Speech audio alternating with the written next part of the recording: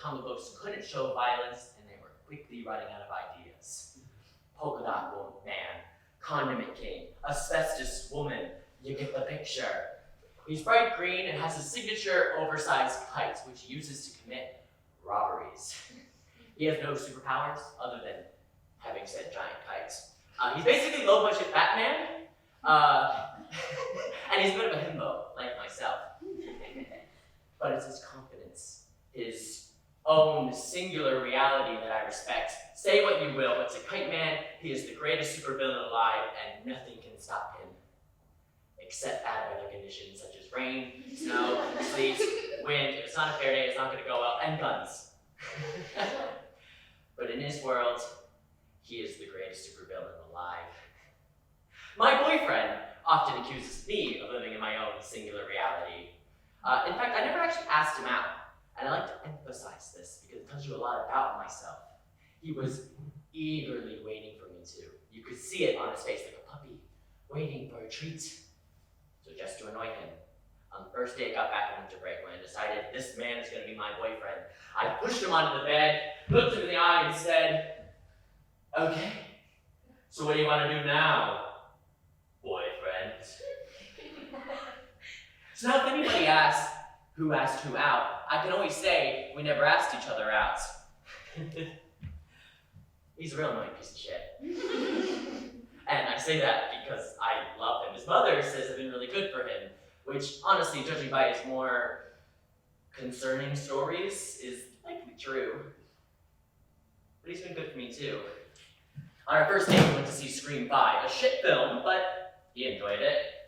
And we're sitting on this little sofa seat, sitting next to one another, eating popcorn, putting it into one another's mouths, my head leaning on him. And I started to cry. I bawled, and I don't cry often, but I bawled. He looked and asked why I was crying, and I said, "I've never been this happy before."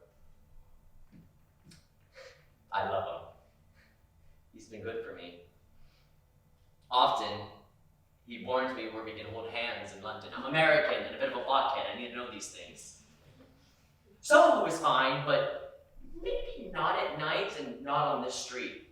And Wembley is fine as long as there's not a football match going on. But it is fine as long as Harry Styles is performing. But I still feel like those straight girls are staring at us. And never, ever, ever in Camden. We're already gay. We don't need another target on our back holding hands.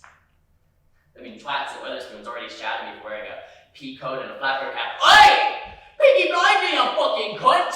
You got a razor blade under that cap?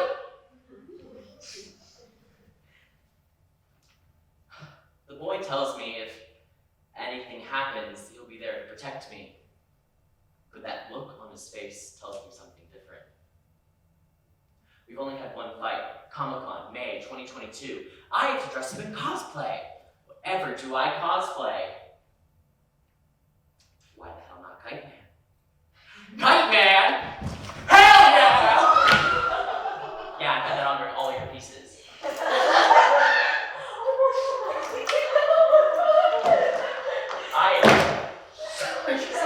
This part I did not choreograph. This one gets to work. Oh, hang on. Click that. I am so excited. I have cross-traveled London with that kite strapped on my back, goggles on, helmet on. This is a process. Kite probably on. Give me a sec. And gloves, more or less on. And I feel good. I feel ready. But then as we start heading off to Comic-Con, the boyfriends start making comments. You look ridiculous. You should have made that kite out of metal, not wood. I can't believe you're wearing that on the tube. But I insist, I retort. Of course I'm wearing this on the tube. I'm not changing there.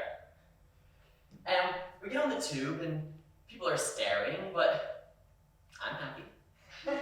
I'm going to Comic-Con with my boyfriend. The two have never coexisted before. He hasn't changed into his costume yet. You look stupid. You did not cut that apophone right. That jock is doing you no favors. And I'm starting to get upset. Why is my boyfriend, of all people, saying these things to me? He, my lover, supporter, making fun of me. We get to con and he berates me for being quiet. Stop being sad. You made me feel this way. I need a minute to shake out of it.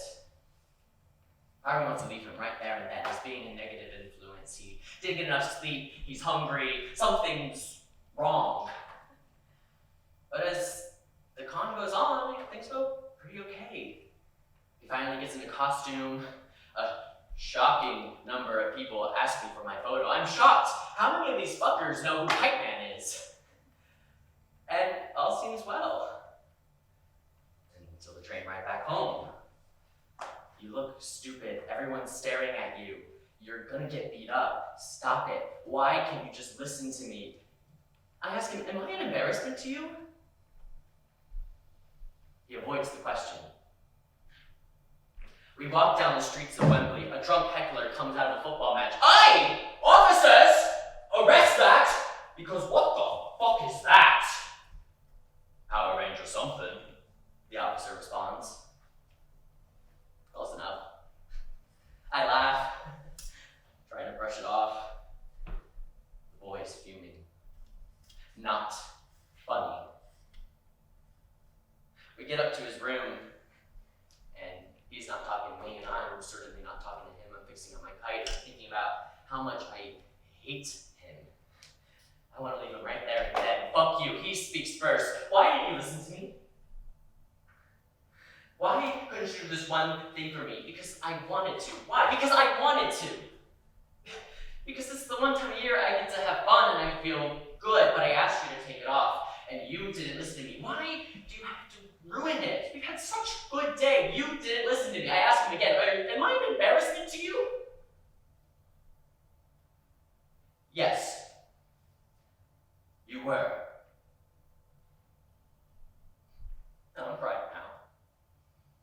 And I hadn't cried since our first date.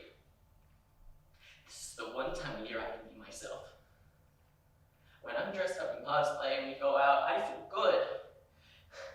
I can finally be myself and I don't hate myself. You're making a fool of yourself. Think of what other people will say. I don't give a fuck about what other people say. The only person I give a damn about what they think is you, and you all day are making fun of me of the way I'm dressed or how it looks, things I'm looking right. I've dealt with too many people in my life telling me I can't be who I am. So if you don't like me for who I am, flaws and all, you can go fuck yourself. Why do you keep saying those things to me and the truth comes out? Because I'm not strong enough to see you get hurt. I'm scared for you. It's a crushing weight on me hearing that. I'm scared of what people might do to you. You don't know what those people are like. It's fine at con, but not in London. I'm not confident like you are. I don't know what would happen if somebody came up and they said something if there was a football match going on. They could have hurt you. You don't know what they're like when they're drunk. They could have... That's my risk. That's my risk I have to take to be happy. I love you too much to see you get hurt.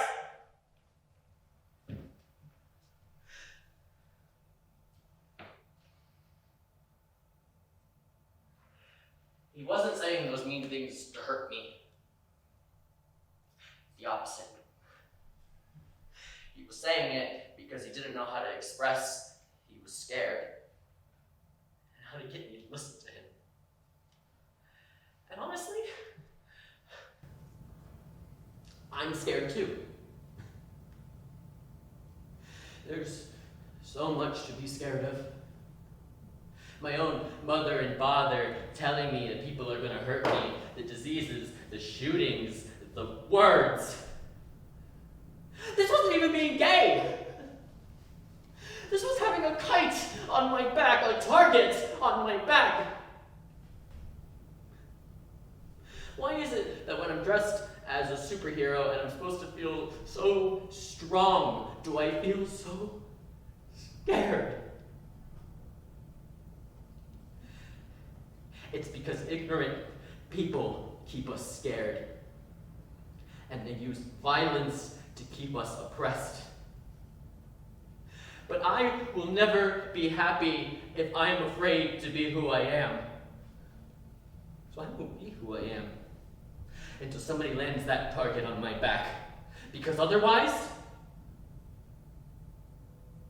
I'm better off dead.